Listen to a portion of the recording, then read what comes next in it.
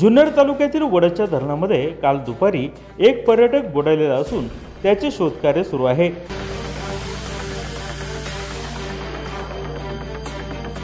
सुनील चंद्रकांत ठोंबरे वय वर्ष 36 राहणार रोहकल चाकण असं बुडालेल्या पर्यटकाचं नाव आहे। सुनील ठोंबरे हे शर्यतीच्या बैलांचे व्यापारी म्हणून प्रसिद्ध होते।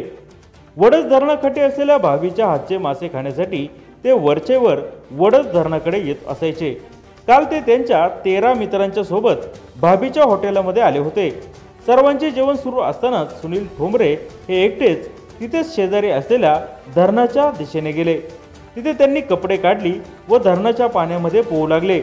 पोहत असतानाच ते आरडाओरडा करू लागले, परंतु त्यांच्या मित्रांपर्यंत त्यांचा आवाज पोहोचू शकला नव्हता। जोपर्यंत समजलं तोपर्यंत खूप उशीर झालेला होता। सुनील ठोंबरे हे पाण्यामध्ये बुडालेले होते। कालपासूनच ठोंबरे यांचे शोधकार्य सुरू होते, परंतु शोध काही लागत नव्हता।